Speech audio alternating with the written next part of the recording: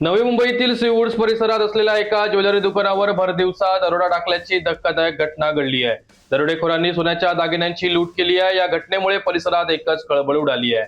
मिळालेल्या माहितीनुसार 3 आरोपी बुरका परिधान करून दुकानात शिरले, तर चौथा आरोपी दुकानाबाहेर उभा राहून संपूर्ण परिसरावर नजर ठेवत होता।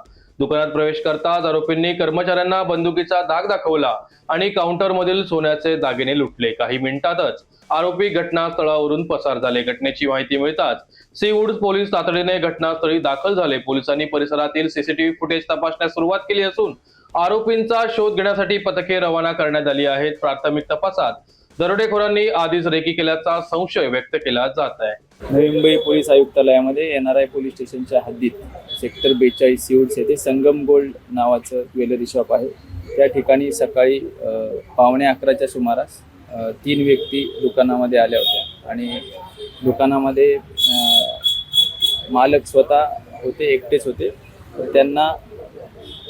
त्यांनी वेपन दाखवून धमकवलेलं आहे आणि त्या ठिकाणावरचे असलेले सोन्याचे दागिने त्यांनी चोरी करून पळून गेलेले आहे। त्या संदर्भात गुन्हा दाखल करण्याची प्रक्रिया चालू आहे। या झोनच्या सर्व DB टीम तसेच क्राईम ब्रांच या गुन्ह्याचा तपास करत आहे। मुद्देमाल अजून मोजण्याचं काम चालू आहे।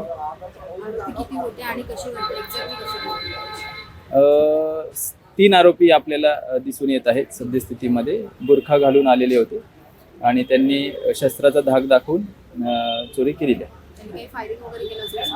नाही। किती पथक आले आपले झोनमधील जवळपास 4 DBच्या टीम आहेत आणि क्राईम ब्रांचचे 4 युनिटच्या 4 टीम आहेत। क्राईम ब्रांचचे डॉग स्क्वॉड आहे, बाकी FSL व्हॅन व्हिजिटसाठी आलेले आहे। बाकी सर्व टेक्निकल अनालिसिस चालू आहे। सद्यस्थितीत नाही।